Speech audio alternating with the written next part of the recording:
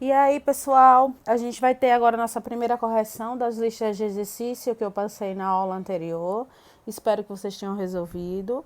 E qualquer dúvida, vocês podem mandar para mim pelo meu WhatsApp ou pelo aquele e-mail que eu mandei para vocês, tá? Então, vamos lá. Vamos pegar a primeira questão aqui. Um professor de física, verificando em sala de aula que todos os seus alunos encontram-se sentados, passou a fazer algumas afirmações para que eles refletissem e recordassem alguns conceitos sobre o movimento. Então, todos os seus alunos, ele fala que estão sentados, tá? Das afirmações seguintes, formuladas pelo professor, a única correta é... Então, ele está falando que ele só tem apenas uma afirmativa correta. Vamos lá. Pedro, aluno da sala, está em repouso em relação aos demais colegas, mas todos nós estamos em movimento em relação à Terra. Vamos analisar. Estamos todos sentados aqui. Ele diz que Pedro está em repouso em relação aos demais colegas. Lembre, como é que a gente sabe se um corpo está em repouso ou em movimento? É fácil. O corpo está em repouso se ele não muda a posição em relação ao referencial. Se ele mudar a posição em relação ao referencial, eu estou em movimento. Pedro está mudando a posição em relação ao referencial? Não. No caso dos colegas, ele não muda a sua posição. Então, ele realmente está em repouso. Então, até aqui está correto. Aí ele diz a segunda parte. Mas todos nós estamos em movimento em relação à Terra. Vamos lá. Vamos ver se a gente está em movimento em relação à Terra mesmo. Você está sentado na sua cadeira. Você muda a sua posição em relação à Terra? Não, né? Então, se você não muda a posição em relação à Terra, a gente não está em movimento em relação à Terra. A gente está em repouso. Então, a parte que está errada aqui na letra A é que ela deveria estar em repouso e não em movimento. Então, vamos à letra B. Mesmo para mim, professor, que não paro de andar, seria possível achar um referencial em relação ao qual eu estivesse em repouso? Com certeza, seria possível. Eu vou te dar um exemplo. Se eu estiver andando e estiver segurando uma caneta na mão, a posição da caneta muda em relação a mim? Não. Então, essa caneta estaria em repouso à relação referencial, que sou eu. Então, seria possível, sim, eu estar em repouso, achar um referencial que eu tivesse repouso. Então, já achei a resposta, a gente só vai ver os outros só para entender por que não são letra C, nem D, nem E, mas a gente já achou a resposta que é a letra B. A velocidade dos alunos que eu consigo observar agora, sentados em seus lugares, é nula para qualquer observador humano. Nesse caso, não, porque também depende, como eu comentei, do referencial. Se ele está em movimento em relação ao referencial, então não posso dizer que a velocidade é exatamente nula para qualquer observador. Se uma pessoa estiver passando, então ele não vai ser, ele vai ter velocidade em relação a um outro, porque ele vai estar em movimento, ok? Então é falso. Como não há repouso absoluto, nenhum de nós está em repouso. Então essa afirmativa aqui está errada. A gente está em repouso em relação ao referencial. Eu, por exemplo, estou sentada na cadeira agora e vocês estão sentados na cadeira de vocês aí. Então, um está em repouso em relação ao outro. Então, a gente tem, sim, referenciais ao qual nós estaremos em repouso. E letra E, o Sol está em repouso em relação a qualquer referencial falso, né? O Sol estaria em movimento, por exemplo, em relação a nós agora. Porque lembre que a Terra faz um movimento de rotação e de translação em torno no caso de translação, em torno do Sol e rotação em torno de si mesmo. Então, o Sol ele estaria em movimento, por exemplo, em relação a nós nesse momento. Então, falso. Por isso que a resposta seria a letra B, ok? Vamos à próxima. Às 2 horas e 48 minutos, então vamos anotar os dados, lembre que é bem importante para resolver as questões. 2 horas e 48 minutos. É o tempo inicial. Um automóvel se encontra no quilômetro 80 de uma rodovia, então eu tenho o espaço inicial dele, a posição inicial. 80 quilômetros. Às 3 horas e 5 minutos, então tempo final, então ele sai às 2h48 e chega às 3 horas e 5 minutos. O automóvel se encontra no quilômetro 100, então, posição final, quilômetro 100. Da mesma estrada. Determine, letra A, a variação do espaço do móvel. Lembra o que é a variação do espaço? Lembra, na física a variação é delta. Se é espaço, delta S. Então, espaço final menos espaço inicial. Quem seria o espaço final lá? 100. A gente já anotou os dados, menos da fórmula, e o espaço inicial, 80. Então, qual seria essa variação do espaço que ele pediu? 20 quilômetros, ok? Letra B, o intervalo de tempo decorrido. Então, a gente tem que saber quanto tempo passou aqui, ó. Se ele saiu às 2h48 e chegou às 3h05, quanto tempo ele gastou? Ó, aí eu vou ensinar um cálculozinho pra gente fazer aqui com contas de tempo, tá? Contas de tempo, elas são um pouco diferentes de fazer de contas normais, porque a gente não são contas centesimais.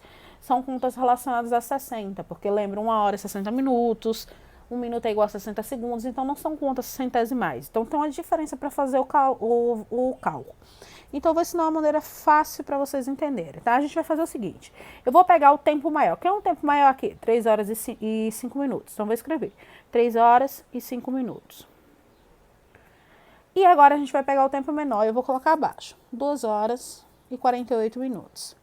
Para eu fazer conta de tempo, obrigatoriamente a parte de cima ela tem sempre que ser maior que a parte de baixo, tá? Porque se ela não for, não dá certo, como eu disse, não é uma conta centesimal, então não dá para fazer uma subtração comum como a gente fazia.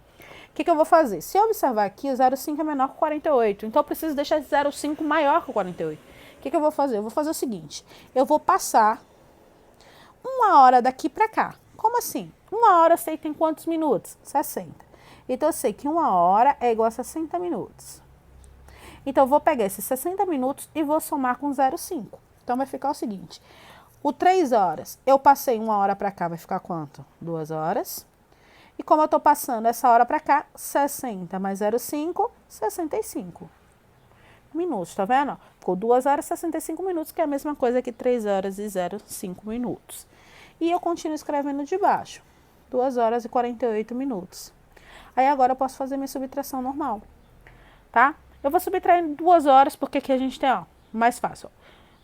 48 para chegar até 65, 17 minutos. 2 para chegar a 2, 0. Então, ele gastou 17 minutos aqui, certo? Essa é a resposta, ok? 17 minutos e 20 quilômetros. Vamos à próxima. Um carro viaja de uma cidade A a uma cidade B, distante de 200 quilômetros. Então, o primeiro dado que ele deu, a distância, ΔS, 200 quilômetros. Seu percurso demora 4 horas. Então, 4 horas, está falando em horas, eu estou falando obrigatoriamente em tempo. Então, 4 horas. Pois, decorrida 1 hora de viagem, o pneu dianteiro furou. Então, ele diz o seguinte, o percurso todo demorou 4 horas porque ele parou 1 hora porque o pneu furou. Mas, veja o seguinte, todo ele já está falando na questão que demorou 4 horas. Então, não vou precisar adicionar essa mais 1 hora porque ela já está incluída nas 4 horas, já está falando na questão. Aí ele pergunta, qual foi a velocidade média que o carro desenvolveu durante a viagem? Então, vamos pegar a função. Então, ele quer quem? VM. VM é igual a ΔS dividido pelo ΔT. Então, vamos calcular o VM. Não tem o VM, escrevo lá VM. ΔS a gente tem, que é 200. E o ΔT que vai ser que? 4, né? Então, a gente vai ter aqui 50 quilômetros por hora, ok? Tá aí a resposta da questão. Alguma dúvida até aí? Então, vamos para a próxima.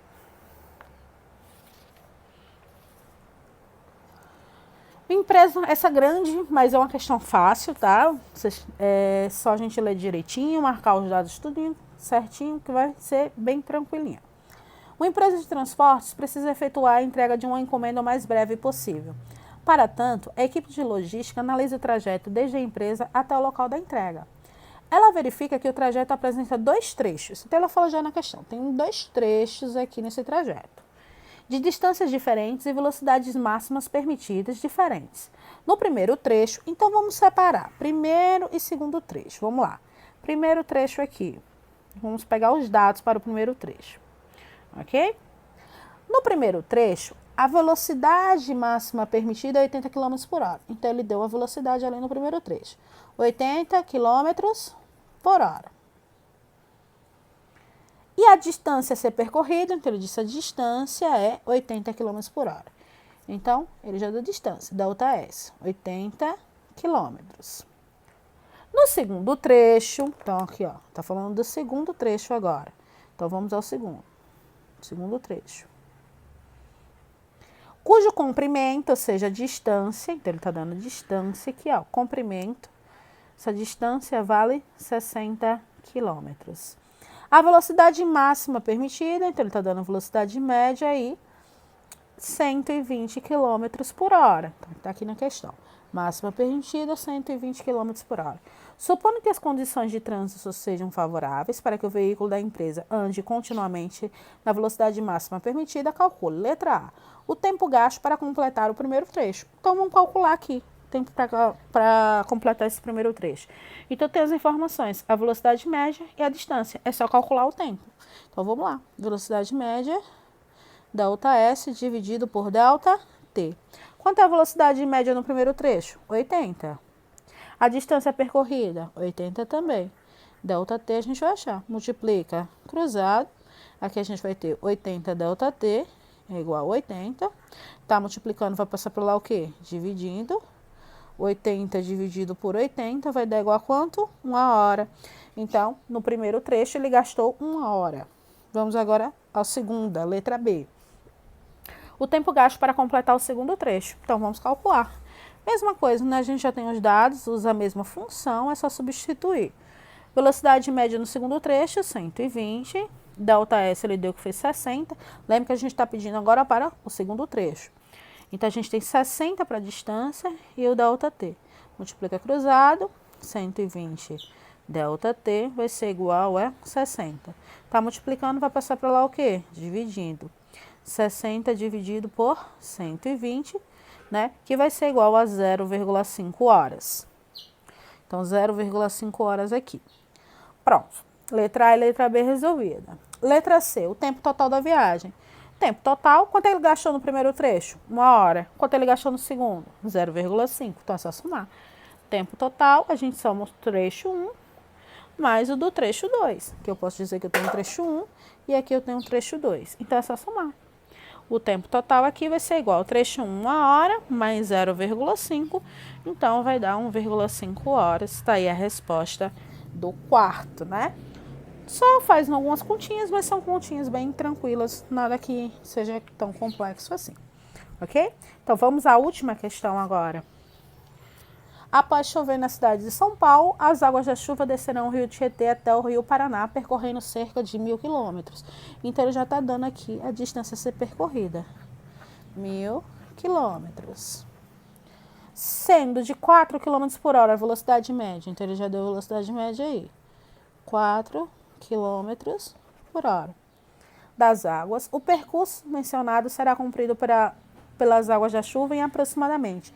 Então, se ele quer saber, na verdade, o tempo aqui, o percurso mencionado será cumprido pelas águas em aproximadamente quanto tempo, né? Então, ele quer o tempo aqui na questão. Então, vamos calcular.